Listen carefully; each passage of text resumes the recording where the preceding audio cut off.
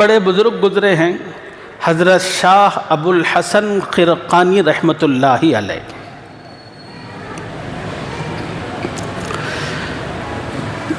بڑے صاحب کرامت بزرگ تھے، اور اللہ نے اپنے زمانے میں حضرت کے فیض کو چاروں طرف پھیلایا تھا۔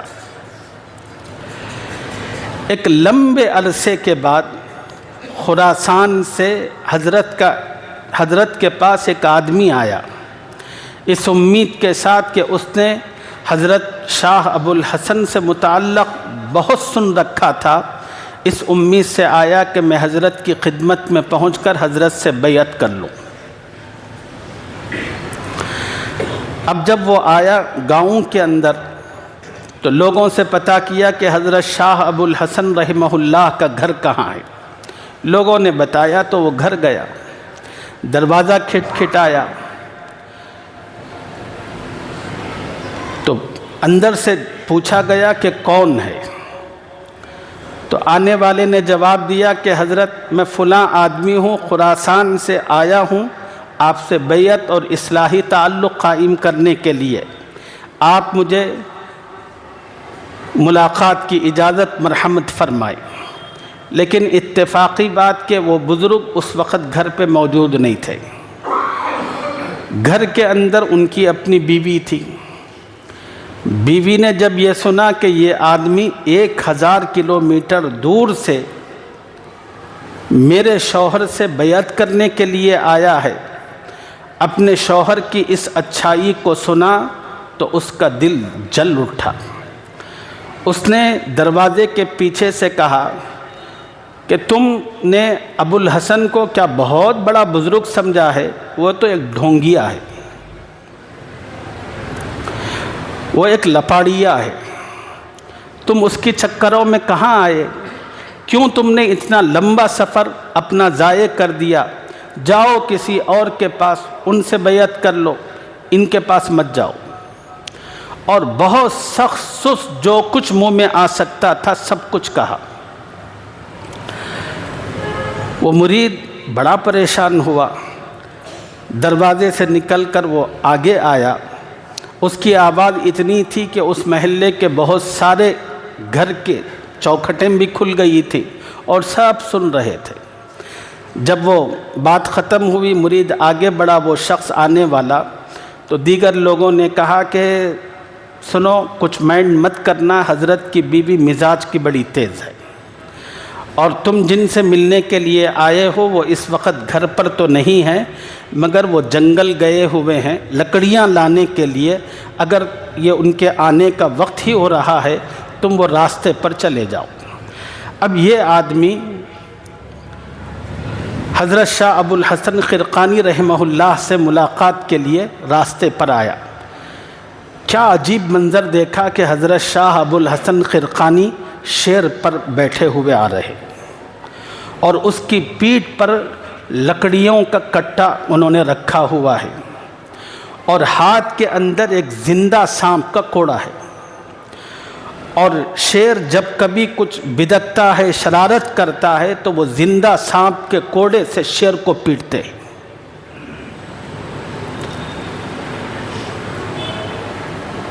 وہ آنے والا جب حضرت شاہ ابو الحسن کو اس حیت میں اور اس طرح دیکھا تو بڑی حیرت سے دیکھنے لگا کہ میں گھر کو گیا تھا، بیوی نے کیا کہا، اور یہاں حضرت کا کیا عالم اور کیا حال ہے۔ اور حضرت شاہ ابو الحسن خرقانی رحمہ اللہ اپنی فراست سے اور نور نظر سے سمجھ گئے کہ شاید یہ بندہ میرے گھر ہو کر آیا ہے اور میری بیوی کی باتیں سن کر بہت پریشان ہے۔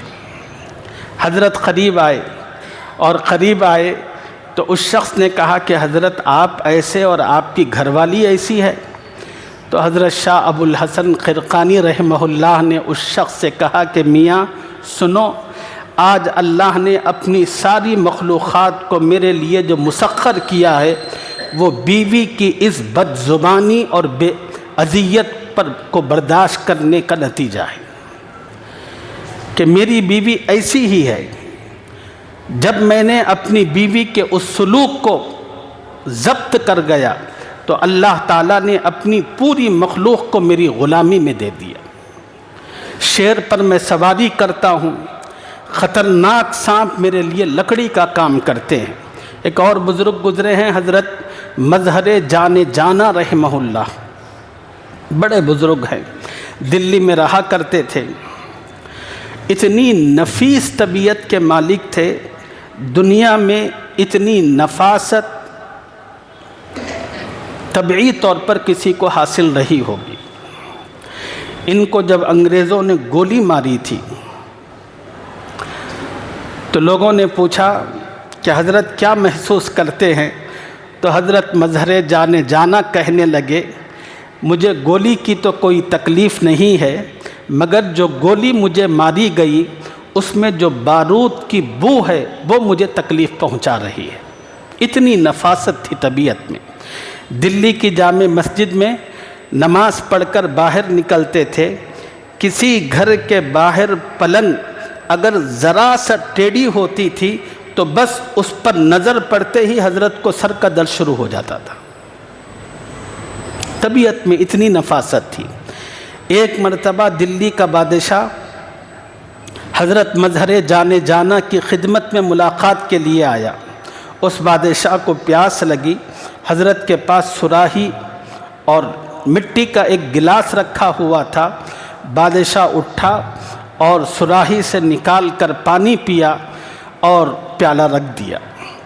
بس اس نے جو ہی پیالہ رکھا، مظہر جان جانا کو سر کی تکلیف شروع ہوئی۔ بادشاہ بڑا معتقد تھا، حضرت مظہر جان جانا سے کہنے لگا کہ حضرت اگر آپ کا حکم اور اجازت ہو تو آپ کی خدمت کے لیے میں ایک غلام کو بھیجوں۔ حضرت مظہر جان جانا نے بادشاہ کو ڈانٹتے اور ڈپٹتے ہوئے کہا، جب سے تم نے پانی پی کر گلاس وہ پیالہ ٹیڑھا رکھا اس وقت سے مجھے تکلیف ہو رہی ہے، فوراً پیالے کو سیدھا کرو۔ اتنی اللہ نے طبیعت میں نفاست اور اتنی نازک مزاجی حضرت مظہر جان جانا کو عطا فرمائی تھی۔ حضرت مظہر جان جانا فرماتے ہیں کہ ایک دن اللہ کی طرف سے مجھ پر الہام ہوا۔ الہام یہ ہوا، اے مظہر، دلی کے اندر ایک عورت ہے جو انتہائی بد اخلاق، انتہائی بد زبان اور انتہائی بد مزاج اور پھوہڑ قسم کی ہے۔ اگر تم اس سے نکاح کر لو تو ہم تمہارا ڈنکا ساری دنیا میں بجوا دیں گے۔ تو حضرت مظہر جان جانا رحمہ اللہ نے اللہ تعالیٰ کی جانب سے یہ جو سودا اور پیشکش ہوئی تھی اس کو انہوں نے منظور کر لیا۔ چنانچہ حال یہی تھا مظہر جان جانا کا، اتنی نفیس اور نازک مزاج شخصیت تھی، گھر کے اندر بیوی اپنے شوہر کو 100 باتیں اور گالیاں نکالتی تھی۔ جو کوئی حضرت سے ملاقات کے لیے جاتا تھا تو کہتی تھی کہ یہ بزرگی کا ڈھونگ رچاتے پھرتا ہے، کچھ بزرگ نہیں ہیں، اس طرح لوگوں سے کہتی تھی، لیکن پوری دنیا میں اللہ نے ان کا نام اور ڈنکا بجایا تھا۔ لوگوں نے ایک موقع پر مظہر جان جانا سے پوچھا، حضرت اللہ تعالیٰ نے آپ کو اتنی بزرگی اور شہرت اور نیک نامی عطا فرمائی ہے، دوسری طرف آپ کے گھر کی بیوی ہے جو آپ کے ساتھ اتنی بد کلامی اور بد زبانی کرتی ہے، آپ کیوں اس کو طلاق نہیں دیتے، کیوں آپ اس کو چھوڑ نہیں دیتے؟ تو حضرت مظہر جان جانا نے کہا کہ میاں، اللہ نے مجھے اتنے سارے انعامات اسی بیوی کی برکت سے عطا فرمائے ہیں، میں اس کی تلخیوں اور بد مزاجیوں کو سہتا ہوں تو اللہ نے اس کے بدلے میں یہ انعامات مجھے عطا فرمائی۔ ایک اور بزرگ تھے جن کے بارے میں لکھا ہے کہ ان کی بیوی کی حال اور کیفیت بھی بالکل اسی طرح کی تھی۔ لوگوں نے ان سے کہا کہ حضرت آپ اپنی بیوی کو اس کی بے اخلاقی پر، بد زبانی اور بد کلامی پر چھوڑ کیوں نہیں دیتے، طلاق کیوں نہیں دیتے؟ وہ جو بزرگ تھے، بزرگ تو ایسے ہی نہیں بنا کرتے، ان کو خدا سے تعلق اور قرب ایسے ہی نہیں ملتا۔ وہ کہنے لگے کہ میاں جو خیال تمہارے دل میں آیا ہے میرے دل میں بھی آیا، لیکن میں نے سوچا میں اگر اس کو طلاق دے دوں تو پھر یہ کسی اور سے شادی کر کے اس کی زندگی کا ناطقہ بند کر دے گی، پتہ نہیں اس مرد کے اندر صبر و برداشت کی یہ کیفیت ہوگی کہ نہیں ہوگی، اس لیے یہ سوچ کر اس کی پوری تکلیف میں ہی سہ لیتا ہوں۔